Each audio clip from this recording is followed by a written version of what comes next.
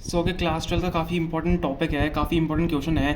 What is nuclear force? देखो question इस type से पूछा जाता है, write any characteristics properties of nuclear force, या what is nuclear force, write any characteristics of nuclear force. तो इस टाइप से क्वेश्चन पूछा जाता है, तो मैंने साथ में डेफिनेशन और कैरेक्टरिस्टिक्स दोनों लेके आया हूँ ताकि आपके लिए बहुत ईजी हो जाए इसको याद करना। तो न्यूक्लियर फोर्स एक ऐसा टॉपिक है, मतलब जो कि एग्जाम में कई बार पूछा गया है 3 मार्कर्स या 2 मार्कर्स में, जो आपकी काफ़ी हेल्प करेगा। देखो क्या गिवन है, डेफिनेशन क्या होती है इसकी, the strong attractive force acting between nucleons. ऐसा फोर्स होता है जो न्यूक्लियॉन्स के बीच में ही सिर्फ एक्ट करता है, प्रोटॉन्स और न्यूट्रॉन्स, आपको पता है न्यूक्लियॉन्स होते हैं। Inside the nucleus is called nuclear force. वापस से पढ़ते हैं, the strong attractive force acting between the nucleons inside the nucleus is called nuclear force. तो आपको पता है कि प्रोटॉन और न्यूट्रॉन्स कहाँ पे होते हैं, न्यूक्लियस में प्रेजेंट होते हैं, तो न्यूक्लियस के अंदर ही काम करेगा ऑब्वियसली अब जो अपना जो न्यूक्लियर फोर्स है, ठीक है। तो स्ट्रॉन्ग अट्रैक्टिव फोर्स होता है। It is also responsible for holding the nucleus together against the electrostatic repulsion between proton. तो प्रोटॉन में देखो रिपल्शन और अट्रैक्शन दोनों होता है, तो प्रोटॉन्स में रिपल्शन होता है, और मतलब जब प्रोटॉन प्रोटॉन आ जाते हैं, बाकी प्रोटॉन न्यूट्रॉन में अट्रैक्शन भी होता है। तो रिपल्शन को रोकने के लिए ये इसको टाइटली बॉन्डेड भी रखता है, इसको भी न्यूक्लियर फोर्स भी कहते हैं, ठीक है। समझ में आ गया? तो टाइटली बॉन्ड भी रखता है, मतलब इसलिए अट्रैक्टिव फोर्स है। समझ में आ गया? ये आप वापस लाइन पढ़ लोगे, आपको आ जाएगा। It is also responsible for holding the nucleus together against the electrostatic repulsion between proton. समझ में आ गया? अब हम पढ़ेंगे कैरेक्टरिस्टिक्स की, जो कि काफ़ी ज़्यादा इंपॉर्टेंट है। देखो ध्यान से देखना, कई क्वेश्चन बनते हैं ऐसे। कैरेक्टरिस्टिक पहली देखते हैं। पहली कैरेक्टरिस्टिक क्या है? वेरी स्ट्रॉन्ग फोर्स होता है। मैं आपको ऐसे बता रहा हूँ, वेरी स्ट्रॉन्ग फोर्स होता है। देखो इसलिए पढ़ो, nuclear force is much stronger than electrostatic force and keeps nucleons tightly bonded. ठीक है, समझ में आ गया? Nuclear force is much stronger than electrostatic force and keeps nucleons tightly bounded. जो हमने यहाँ पे पढ़ा कि न्यूक्लियस को टाइटली बाउंडेड रखता है, यहाँ पे न्यूक्लियॉन्स लिखा हुआ है, ठीक है। न्यूक्लियॉन्स हमारे प्रोटॉन्स और न्यूट्रॉन्स होते हैं। सेकंड हमारा पॉइंट क्या है? ये शॉर्ट रेंज फोर्स होता है, ठीक है। ध्यान से हमारा short range force, it act only over very short distance, in 1 to 2 Fermi तक ये ओनली काम करता है। तो क्या हो गया? शॉर्ट रेंज फोर्स होता है, ठीक है।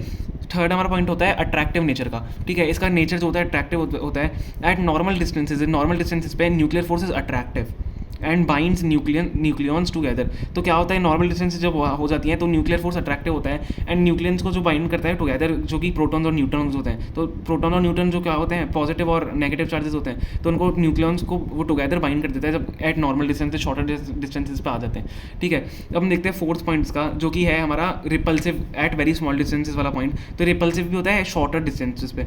When nucleons come together extremely close, जैसे प्रोटॉन प्रोटॉन का साथ में आ गया, न्यूट्रॉन न्यूट्रॉन का साथ में आ गए, दोनों पॉजिटिव पॉजिटिव नेगेटिव नेगेटिव साथ में आ गए, अबाउट 0.8 मीटर। बहुत ज़्यादा इंपॉर्टेंट है, बहुत बहुत ज़्यादा इंपॉर्टेंट है, ठीक है। एमसीक्यूज में भी आता है। अबाउट 0.8 मीटर तक अगर पास आ गए, ठीक है, द फोर्स बिकम्स रिपल्सिव। मतलब रिपल्सिव फोर्स होता है, दोनों जैसे जुड़े हुए हैं साथ में, तो मतलब दूर चले जाते हैं। रिपल्सिव फोर्स होता है 0.8 मीटर की डिस्टेंस पे दोनों के बीच की डिस्टेंस। समझ में आ गया?